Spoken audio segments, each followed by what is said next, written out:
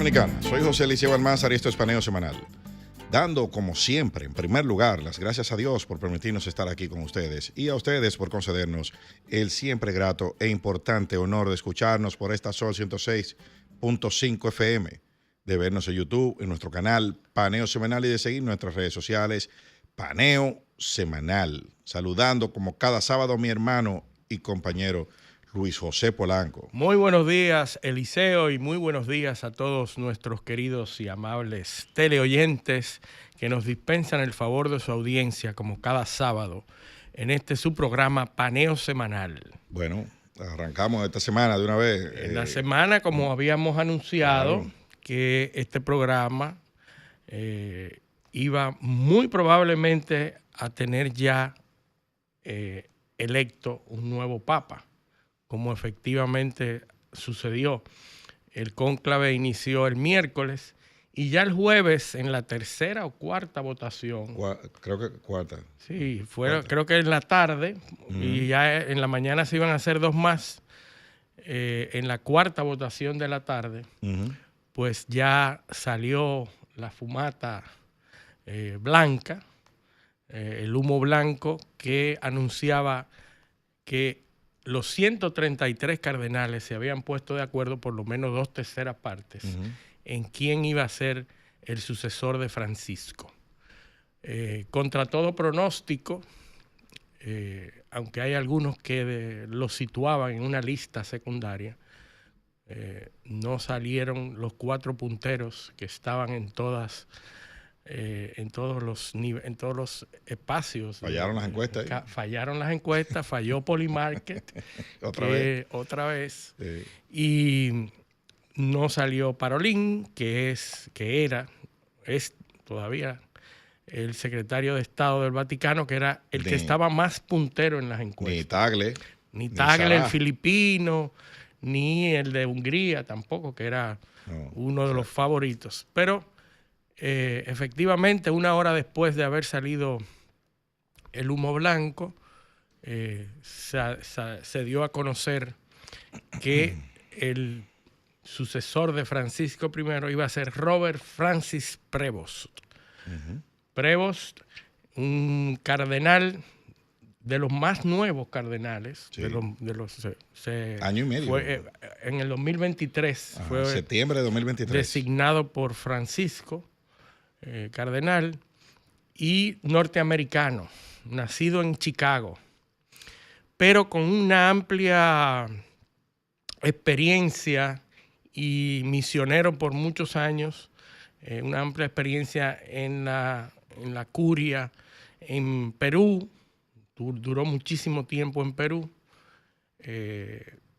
Era uno de los más cercanos a Francisco.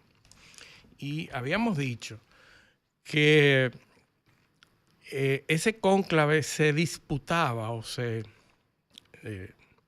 discutía entre dos sectores prácticamente opuestos, los sectores conservadores, más conservadores, y los sectores más progresistas. Habían dos sectores y lo que se esperaba para bien de la iglesia era que se pusieran de acuerdo en un centrista, en alguien que no fuera extremo en ambas partes.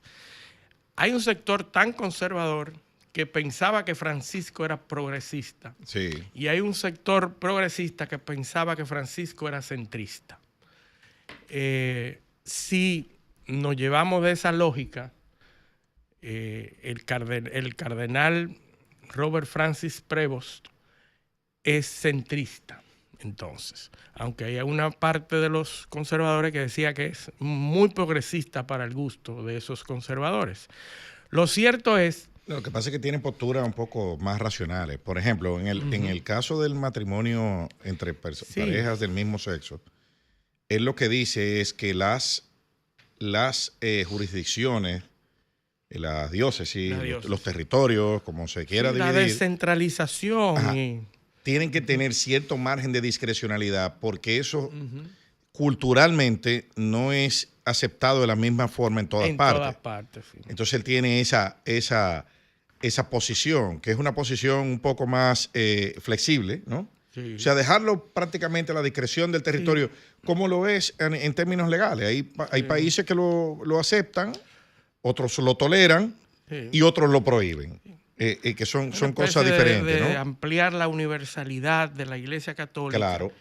El otro punto donde él se mantiene posiciones firmes es en el tema de la inclusión de mujeres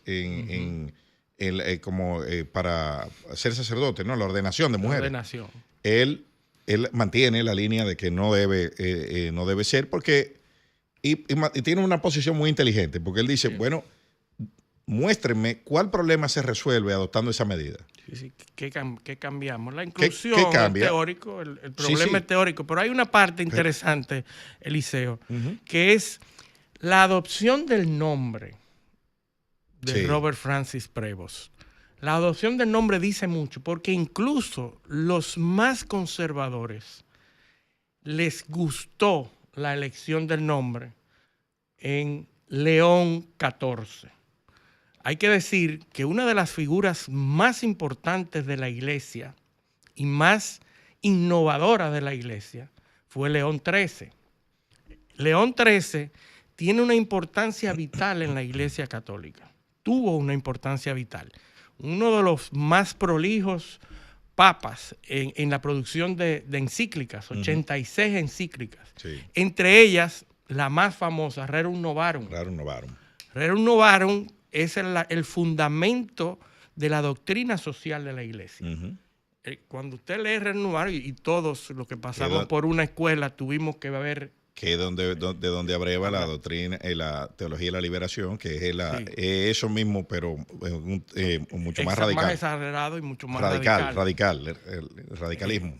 Ese Rerum Novarum en los 70 fue un libro de cabecera de muchos activistas, incluso no religiosos, que tomaron... un documento filosófico. Filosófico completamente muy importante, Rerum Novarum, y que tiene una importancia vital porque, bueno, Rerum Novarum es cosas nuevas, de las cosas nuevas, así era el término en español, el término en latín, y está hablando de cosas nuevas en la Iglesia y la defensa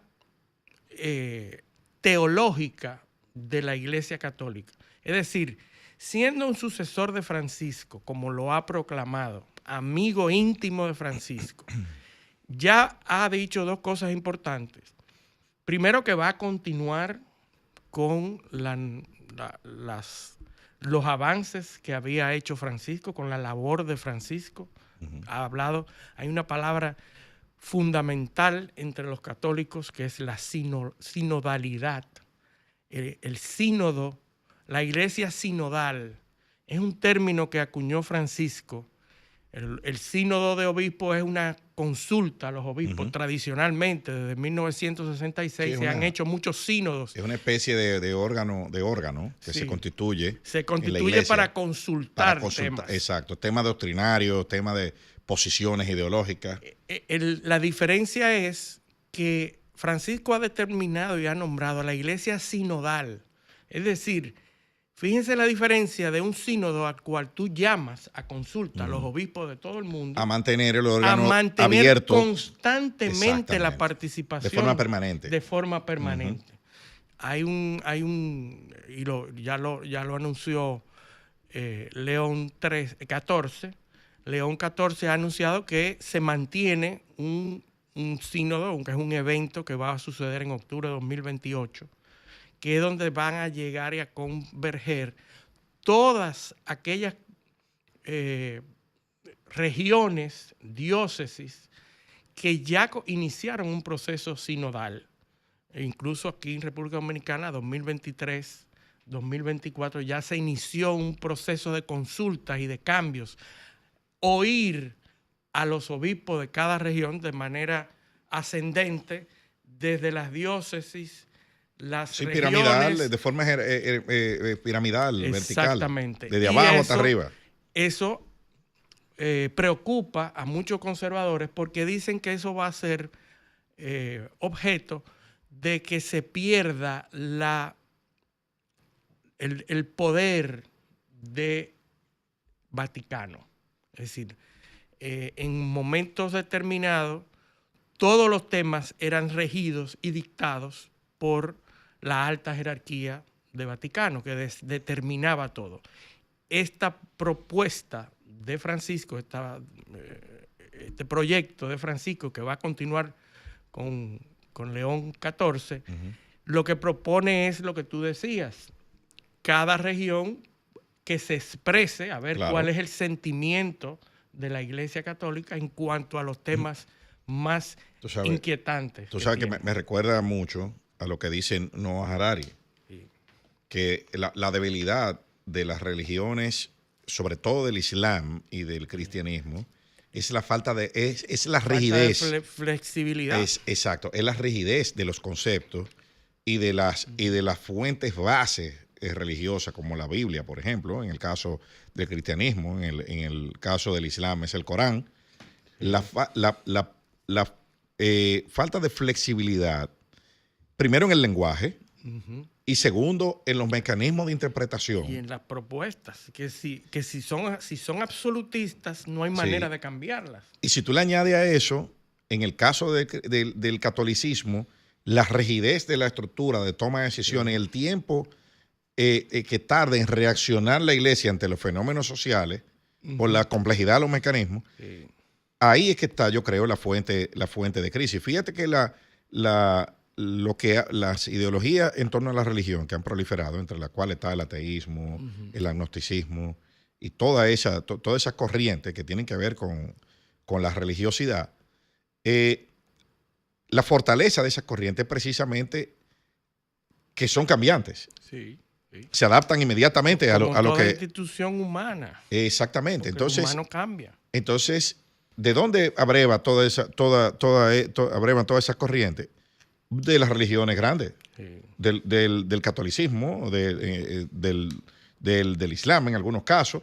¿Por qué? Porque cambia más rápido que lo que la estructura religiosa donde ellos están cambian. Y después entonces, se producen los eventos y los choques y los cismas. Ahora, y ahí viene la gran contrafuerza, ¿no? ¿Cuál es la fortaleza de la religión católica? No es precisamente esa institucionalidad y esa continuidad que hay ahí y ese orden estricto y esos protocolos. Yo te voy a decir lo que yo considero que es la fuerza del catolicismo. Y tiene que ver mucho con León, pero León I. León I era un papa, primero que escribió, era un teólogo, doctor teólogo, que estableció la doble cualidad de Cristo, hombre y humano indistintamente, produjo problemas. Ese es el debate del Imperio Bizantino. Completamente.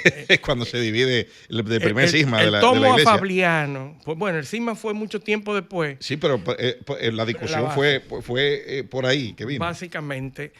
Pero fíjate que este papa es de la orden de San Agustín, agustiniano. El papa anterior era jesuita.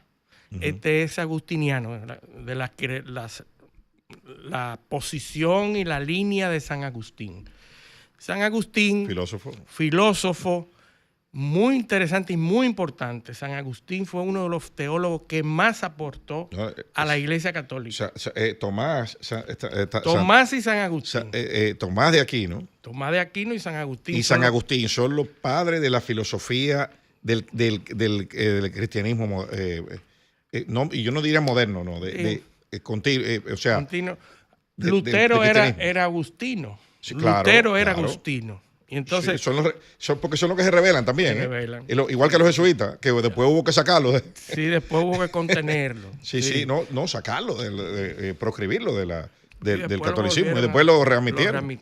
Sí. Pero fíjate que el catolicismo hace este tipo de movimientos internos que propugna por mover las posiciones cada cierto tiempo. Uno de los momentos más importantes que los conservadores se oponen radicalmente fue Vaticano II, claro. 1970, donde se abandona la parte tradicional de las misas en latín y de espalda al público y una serie de cosas, eso dinamizó. Hubieron muchísimos personas que se opusieron, muchísimos jerarcas que se opusieron, pero finalmente hay que concluir que eso acercó la Iglesia Católica a su pueblo, a la feligresía. Hoy estamos viviendo momentos muy parecidos porque hay diferencias radicales en la Iglesia y en los jerarcas de la Iglesia.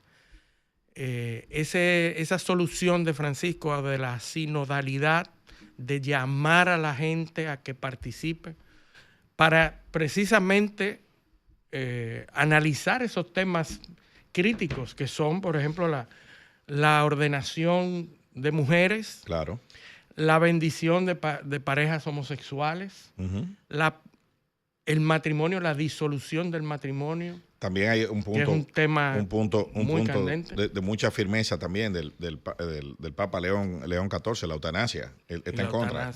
Sí, estamos en un momento histórico en donde se están reestudiando todos esos dogmas. Sí. Vamos a ver cómo León XIV opera y hay muchas... Creo que tiene todo para ser un buen papado. Sí, sí, o sea, tiene la capacidad, tiene la determinación, el hecho de que haya escogido ese nombre dice mucho porque satisface también un poco a los conservadores, satisface también a los progresistas de alguna manera. Y como había expresado ya antes sus posiciones en cuanto a la homosexualidad, en cuanto al matrimonio, es un papa pro inmigración, que dicen algunos que había votado republicano anteriormente porque es norteamericano. Pero no es lo mismo republicano que trumpista. Exacto. No, y que además de eso, Luis, es un papa que tiene, al igual que el Papa Francisco, tiene profundas conexiones con una de las regiones más importantes para el catolicismo, que es Latinoamérica. Donde la segunda región donde más, la segunda región donde más católicos hay es Latinoamérica. La primera es Asia. Claro. También en África, pero Latinoamérica es una de las más importantes.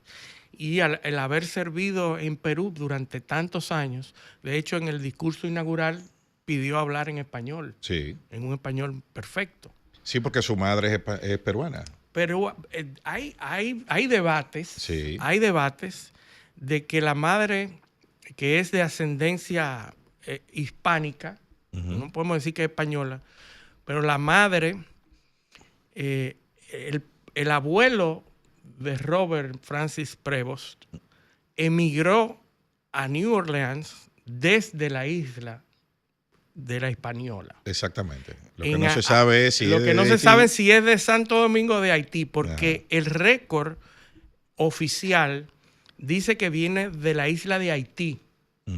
Y al ser, era un negro, y en ese momento, 1880 y pico... Eso no debe sorprender. Negro en Estados Unidos en ese momento, que todos conocemos. Si era blanco. Era negro de Haití. Entonces, no sabemos. Las relaciones diplomáticas se establecieron en 1884, 40 años después de la independencia. Las relaciones diplomáticas entre Estados Unidos y República Dominicana, lo cual podía entenderse perfectamente que no establecieran que vino de República Dominicana.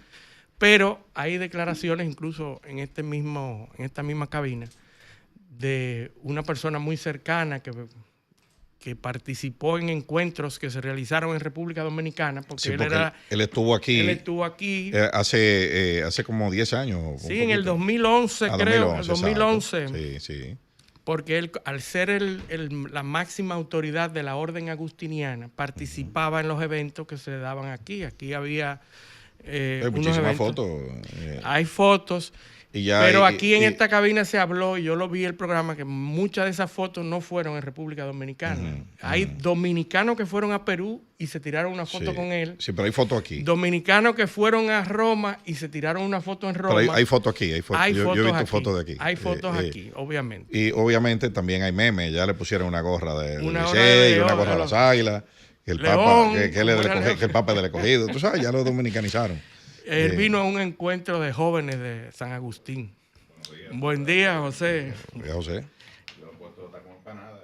Sí, un motor, ya lo dominicanizaron. Señores, es una inteligencia artificial, no se lleven de esa foto. Claro, me llamaron, mira. Del Papa León XIII montado en un motoconcho con una empanada en la mano. Una inteligencia artificial. Sí, no, yo lo he visto con gorra del Licey, lo he visto con gorra de las Águilas, que es cogidista, porque es León. Hasta la Fuerza del Pueblo lo han puesto ya. Increíble. Pero te venía escuchando, Luis, sobre esta elección. Me parece muy trascendente. De hecho, lo destaqué en otro espacio. Y me ocupé de hacer una investigación sobre varios elementos. Yo creo que rápidamente vale la pena un poquito, una buena parte ya tú te has referido, pero para conocer un poco más el perfil del Papa y los antecedentes de León XIV, realmente yo, como muchos, no solo los que estaban en la Plaza San Pablo, sino a nivel de todo el mundo, mediante los medios audiovisuales y las redes sociales, pues me emocioné ante el hecho de que había ya fumata blanca. Sí. Yo creo que influye en el caso mío lo que a ustedes también les pasa. O sea, tenemos una formación en el marco de la Iglesia Católica. En el caso mío, lasallista, tú jesuita de Loyola. Luis también, lasallista. Y Luis lasallista también. Y bueno, hay una etapa, los hermanos tratan, ¿verdad?, de influenciar a uno, y realmente que lo hacen, ¿no? Ya en el bachillerato tratan de enrolarte en la orden de los hermanos de la Salle. Entonces, siempre hay una intención. Cerca entre tercero y cuarto de bachillerato hay como una ofensiva. No hay captar talento. Entonces, luego la formación universitaria o superior también en la Pontificia Universidad Católica Madre Maestra, en el caso nuestro, el liceo y yo, y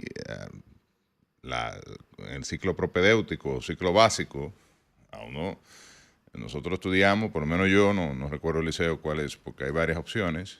Yo estudié vida cristiana y doctrina social de la iglesia. Eso, justamente. Bueno, ahí es obligatoria. Ahí vimos Rerum Novarum. Pero Rerum Novarum la vuelvo yo a ver en la maestría de Derecho Constitucional también, porque una pieza. Se estudian para el tema de la fundamentación de los derechos humanos, sobre todo la parte de los derechos económicos y sociales, todas las encíclicas que tienen que ver con la doctrina social de la iglesia, o lo que se ha llamado también la justicia social, la filosofía de la justicia social de la iglesia. Ahí está Quadragésimo Annum, por ejemplo, que se emite, Juan 23, la emite en conmemoración al 41 aniversario de la Rerum Novarum, que fue en 1891. Pío XI fue. Pío XI. Cuadragésimo año fue Pío XI. Ok, después Popolorum Progreso, más adelante, en los años 50, 60. Es decir, por lo menos estas tres, así que yo recuerde, están asociadas al tema de una mayor justicia social y de, digamos, bueno, lo que derivó, lo decía Eliseo, en la doctrina de la liberación, que ya es una radicalización de esta, y que fue muy combatida por el Vaticano. Pero claro, Leonardo Boff fue en Brasil, claro. Sí. Pero fue muy combatida por el Vaticano. El movimiento conservador se radicalizó también. No, y que se veía como una amenaza, incluso en algún momento se pensó que pudiese terminar en una secta, o sea, sí, no, en un cisma, ¿no? Estaba casi cerca como sucedió con Lutero, ¿no? de hacer actividades violentas, y que era muy para crítica. lograr objetivos. Y que además tuvo también, sobre todo en Latinoamérica, un impacto político muy fuerte, porque eso se entremezcló Hay que decir con corrientes de oposición de los gobiernos. Y socialistas también. Y socialistas, sí. Hay que decir que Herrero Novaron es una respuesta al planteamiento socialista. Es una respuesta al manifiesto comunista que se emitió. Tú sabes que las respuestas de la iglesia duran 40, 50 y hasta más años. Herrero Novaron atacaban tanto al capitalismo como al comunismo. Sí, pero defendía la propiedad privada, que es la base del capital, del capitalismo. Lo que evidentemente atacaba el capitalismo deshumanizante, salvaje, que estaba en boga porque la industrialización había generado un proceso de explotación del hombre por el hombre y solamente la persecución del objetivo económico del desarrollo del capital, y no había jornada laboral, los salarios eran muy bajos. Se explotaban a los hombres, a los niños, a las mujeres. Es una modulación. O sea, los niños trabajaban en la fábrica igual que cualquier hombre, en las minas, o sea, y esta es la respuesta que da Herrero Novaron con León XIII. Y realmente León XIV, el Papa Robert Francis Prevost, hace la alusión y confirma, creo que en el día de ayer dijo algo, confirma que su elección de León 14 está asociada directamente a León XIII. A León XIII. La inspiración. Y evidentemente tiene que ser así, porque es un discípulo de Francisco, es un agustiniano, la orden de los agustinianos, que no fue fundada por Agustín, pero inspirada en San Agustín de Hipona, es una orden de lo que se llama mendicantes, es decir, que hacen votos de pobreza extremo. Eran ermitaños incluso, se iban a vivir en comunidad en cuevas, a desarrollar una vida contemplativa de adoración al Señor, ¿verdad? De oración, y a cumplir un voto muy firme para ayudar a los más necesitados, a los pobres, a los más vulnerables. De hecho, en el caso de Robert Francis, se va a Perú como misionero de la Orden de los Agustinos, luego de que inicia su actividad, ¿verdad?, en Boston, en Chicago, que fue donde nació, y se ordenó agustiniano ahí en Chicago en 1981. Se formó en teología en el Catholic Theological Union en su ciudad natal. Estudió en Roma, en la Universidad de Santo Tomás de Aquino, Derecho Canónico, donde se licenció en un doctorado en Ciencia Teológica, y ya en el 85 llega a Perú. Esta parte es muy importante porque se pasa 20 años en Perú. Y se hace peruano. Se hace peruano porque el concordato entre Perú y el Vaticano exige que para tú ser obispo o nombrado obispo, tiene que ser nacional del Perú. Es decir, el Vaticano no puede designar a un obispo que no fuera peruano. Y entonces él asume la nacionalidad del Perú. Fue obispo de varias... llega en un momento político en un Perú inestable, con guerrilla, con una presencia fuerte del marxismo en la sociedad, ¿no? Sí. Mira, en Trujillo dirigió el seminario, ocupó cargo como vicario judicial y maestro de profesos. En el 2014 nombrado administrador apostólico de la diócesis de Chiclayo. Fue también obispo del Callao, y vicepresidente segundo de la Conferencia Episcopal del Perú. O sea que hay una vinculación con América Latina. Eso es importante para nosotros. Y bueno, ustedes estaban discutiendo al yo llegar el tema de que si era dominicano. Bueno, si tenía ascendencia dominicana. Es que continúa la vinculación, porque Francisco es argentino. O sea, No, y los dominicanos tenemos una cosita, Sí, claro, eso tú lo refieres con relación a Latinoamérica. A Latinoamérica me refiero. Pero el dominicano quiere agarrarse hasta un clavo atrás de la punta de la túnica del Papa, a ver si hay algo papable dominicano. Y yo creo que eso es un ejercicio, si se quiere, baladí hasta cierto punto, porque estamos hablando de que eventualmente el abuelo tiene un vínculo con la isla de Santo Domingo, o la Hispaniola. No sabemos si haitiano o de San Domingo o de Santo Domingo. Eso no está claro. Claro. De hecho, uno refuerza. Ayer Rafael Paz hacía un análisis que yo escuché que no deja de tener sentido. Es decir, él se casa en New Orleans, que era una posesión francesa. Parecería que nació en la parte oriental de la isla de Santo Domingo, es decir, que viajaba Haití, mucho, porque desde ahí emigraba mucho desde puertos haitianos. Occidental, correcto. No, y el vínculo con Francia. Y el vínculo con Francia, ir a New Orleans, es decir, hace todo esto sentido. Ahora, eso todavía no está claro. Se va, me imagino que aclarar en el futuro.